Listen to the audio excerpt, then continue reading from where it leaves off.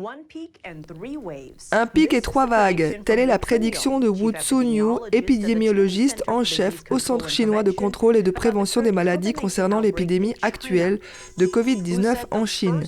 Selon Wu, la première vague s'étendra de la mi-décembre 2022 à la mi-janvier 2023, principalement dans les villes. La deuxième vague se produira de la fin janvier à la mi-février 2023, la saison des voyages en Chine autour des vacances du Nouvel An lunaire.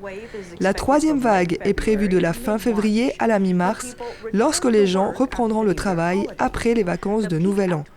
Le pic de l'épidémie devrait durer 3 mois au total. Au début de l'année, Wu a également conseillé les Chinois sur les moyens d'éviter la variole du singe. L'une de ses recommandations, ne pas avoir de contact avec des étrangers. Avant qu'il ne donne cet avertissement, les autorités chinoises avaient déjà annoncé le premier cas de variole du singe en Chine. Le premier cas d'infection proviendrait de l'extérieur de la Chine. Le régime chinois ayant l'habitude de ne pas déclarer et de dissimuler les données sanitaires, il est difficile de savoir si ce cas était réellement le premier découvert dans le pays.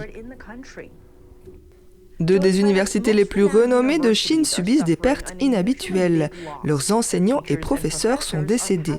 L'une de ces universités est considérée comme le lieu de naissance du Parti communiste chinois. L'autre est connue pour ses anciens étudiants très en vue, dont les dirigeants actuels et anciens du PCC. 12 professeurs de l'université de Pékin sont décédés ce mois-ci. C'est ce qui ressort des avis publiés par l'école. 3 des professeurs retraités de l'université sont décédés au cours de la seule journée du 22 décembre.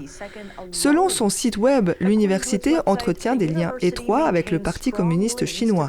Le premier groupe des communistes et des marxistes en Chine y a fait ses études. La deuxième école s'appelle l'université Tsinghua. Le nombre de décès de ces professeurs retraités s'est élevé à 87 au cours des 4 derniers mois de cette année, soit le double de la même période l'année dernière. Cette université occupe également une place importante dans l'histoire récente du PCC.